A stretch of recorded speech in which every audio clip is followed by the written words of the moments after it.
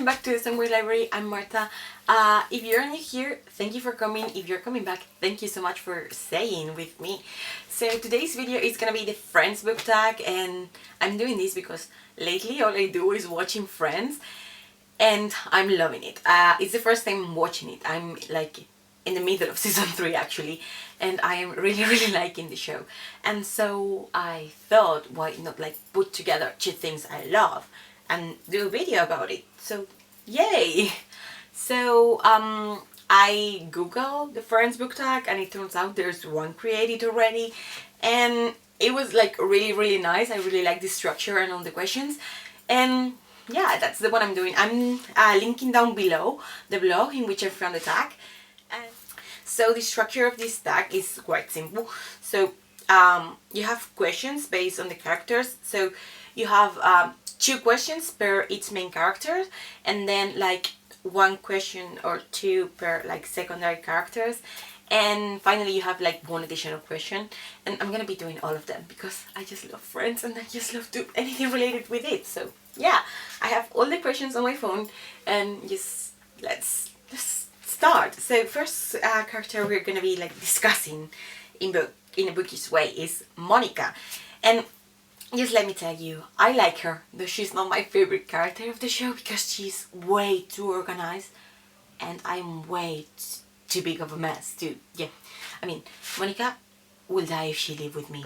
Just saying. So first question is, a book based on a game or a competition?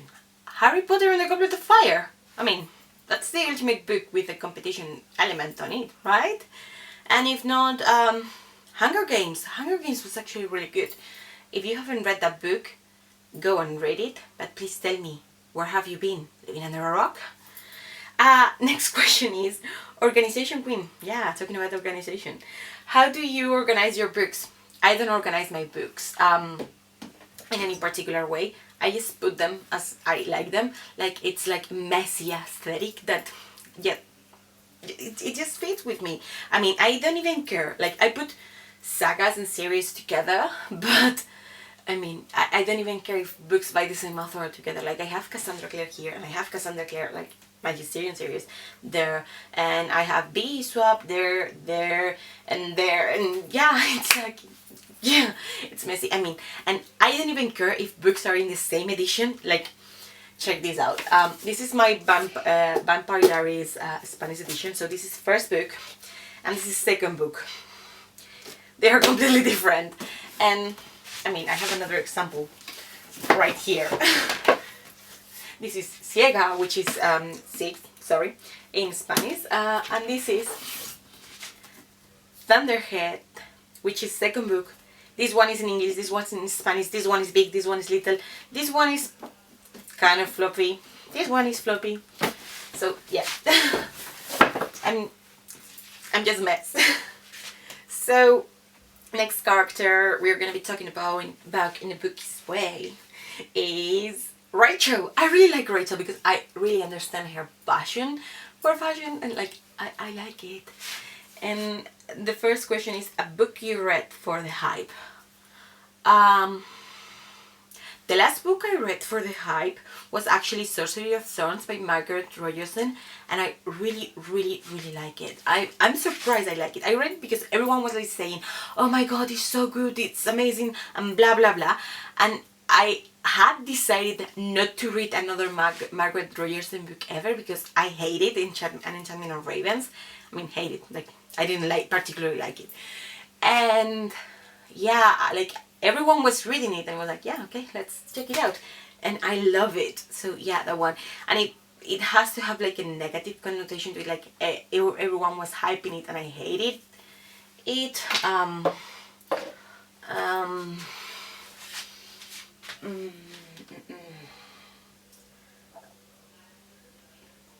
I cannot think of any. Yeah, yeah, I cannot think, like, nothing is coming to my mind right now. So if I figure something out, I will leave my answer down below. Next question is, shopping addict. What makes you buy a book? Their mere existence. Yeah, like, if a book exists, it's for me to buy it. You know, how am I gonna tell a book, no, you don't deserve a home? Come on, how? Yeah. Next character is Ross, and the first question in the Ross section is a science fiction book. Red Rising. Do I need to say anything else? Next one is on a break. Which book have you out down to pick back up later? Oh, okay. So actually I'm like reading one of those books right now. I have the whole Sherlock collection in just one book, so like I put it up to read one story and then put it down, read something else, then go back for the book. That one actually. Next character is Chandler. Oh my god, I love Chandler. He's so funny. Like I really get his humor. Yeah. So a book that made you laugh out loud. Oh, Fight or Flight. I don't remember the name of the author, but I'm gonna leave the cover here. That book was super funny, and if not, just on Hazel's Guide to Not Date, that one was hilarious. And pretty much any Christina Lauren and like all the romantic comedies I have read this summer were pretty fun. But if I have just to pick one, Fight or Flight, definitely. Next one is That Time at Space Mountain. Are there any books you are embarrassed to admit you've read? Not really. I don't get embarrassed by the books I read, because if I read it, I'm interested in it on some level, and why should I be ashamed of my interest? Or why should I be ashamed I like the book? I mean, even if I read the book that I don't like, I'm not ashamed I read it. I don't understand like the whole like you have to be ashamed of having read Twilight or 50 Shades of Grey or anything like that, because they were entertaining books. I had fun with them. It helped me like take my mind, like they take my mind to funnier places than where I was when I was reading them, like Twilight. I was in high school, and yeah, exams and homework and all that stuff, like yeah, they just helped me. They gave me some peace of mind, if you please.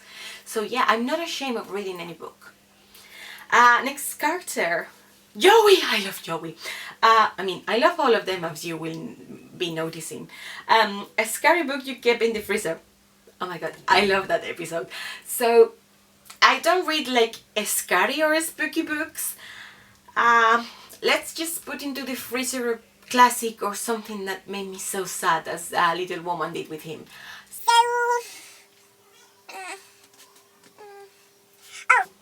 Crooked Kingdom. If you have read it, you'll know why. If you haven't, please read the book and you'll know why.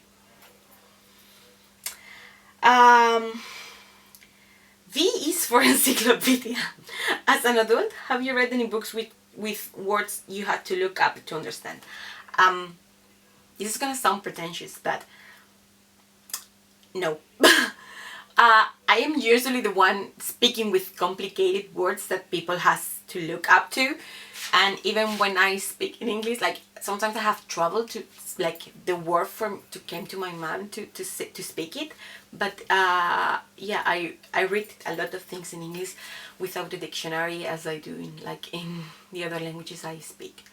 Maybe with German I have more trouble, but because I mean it's a hard language and I have only spoken that one for about 3 years. But yeah, I am a firm believer that the best way to understand, like really understand a word, is like to get it from the context, and that's what I do, and I usually get it right. Like unless from the context I cannot take what the word means, I don't use a dictionary, and only use it like in German, like in French and in English and Spanish I don't.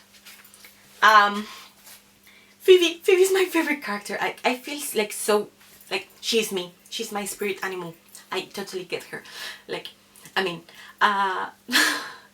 have you seen in the last episode there is a scene in which she's driving Ross to the airport, and she has she encounters I don't know the word for this in English, but I'm gonna put it here and explain. So it's when you go into the highway and you have to stop to pay to still going through the highway. That one. So I had a very similar accident to that one. Yes, I'm gonna leave it there. So previous questions are: a book with a spiritual or supernatural a book with a spiritual or supernatural theme. I mean, pretty much all I read is fantasy, but I mean, Twilight, The Vampire Diaries, The Young Elites, yeah, Six of Crows, Greaseverse in general, A Dark Side of Magic. But if I just to pick one, Twilight Saga, yeah. So the next question in Phoebe's questions is the boycott. Are there any authors, booksellers, or publishers you refuse to support? There's just one. Oi. There was just one author that I refused to buy anything from, like anything he writes in general, and it's because I had a really bad experience with him. He sent me a review copy of his book. I didn't like the book.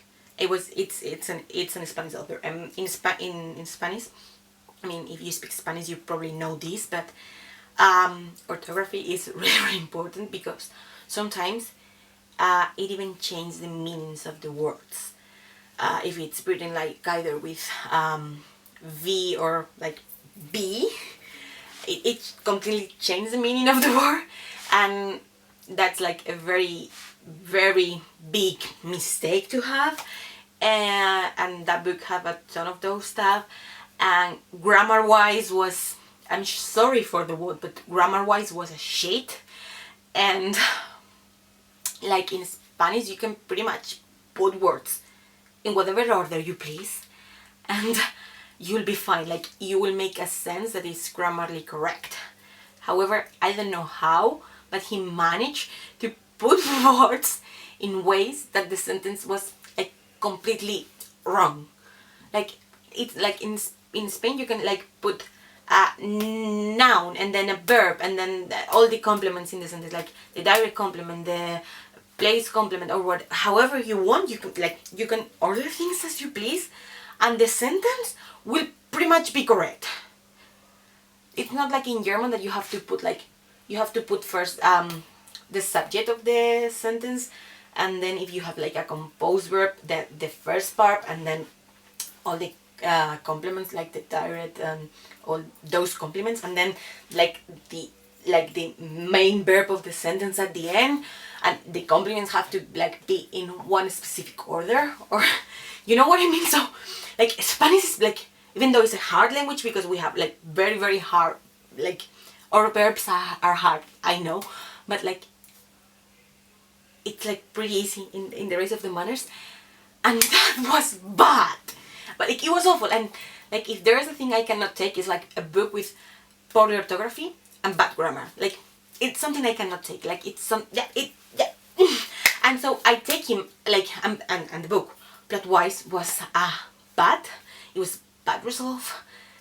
Like, narration style was awful. Like, the whole book was bad. So before publishing my review on my blog, I told him, so look, I didn't like this book because it had these. I was nice, I promise, because I know that sometimes I can be like very straightforward, but I wasn't. Like, I was really polite, because I have my mom checking the mail, I have my dad checking what I was writing, I had my best friend checking, like I have like 4 to 5 people checking what I was writing before sending it, to make sure it was like the nicer. So I was polite, and his reply was, to say the least, rude. So yeah, I'm just refused to buy anything by that author, not just because in my opinion he's a bad author, but also because he was extremely rude. As for the rest, no. That's something that will make me boycott, would be like if I knew that an author is not writing its book, and that has someone like writing it for him and taking credit. I think that it's awful. Like, take credit for some other people's work. I think it's one of the worst things in the entire world. And then Um, for a publisher, I would like boycott it if, or a publisher or bookseller, I will boycott it if I knew that like work conditions are poor and salaries are like not okay or something like that. But so far, thank God, I don't know any of that. So yeah. And now let's go into all the questions with the secondary character. So Janice, oh my god. Oh my god. I'm terrible at doing it, but I think it's so fun. So a book with an oh my god twist.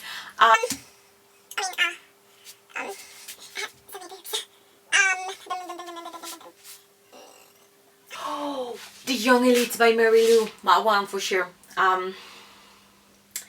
Emily, a British classic. I have yet to meet Emily. I don't know her, so please no spoilers. So a British classic, as I was saying. Anything by Jane Austen, but if I have just to pick one, it would be Emma, because it's my favorite book by her. Yeah. Gunther, a book nobody seems to be talking about. This is hard because The Tiger's Course by Colleen Hoover.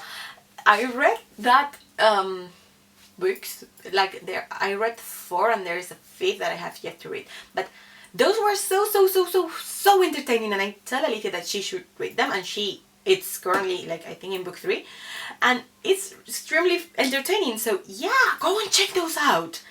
Carol and Susan, oh my god, I love Susan. She is like, I love her dynamics with Ross. I think she's a really cool character. So an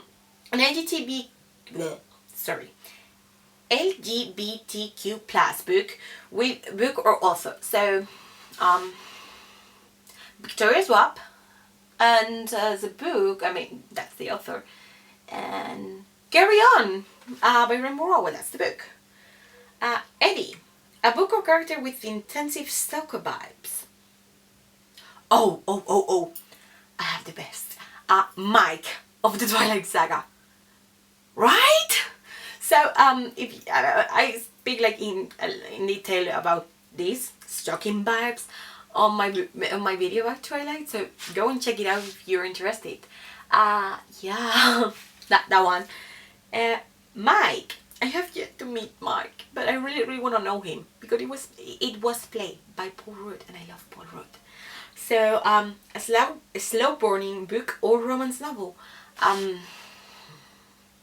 mean, Pride and Prejudice was quite slow burning, right?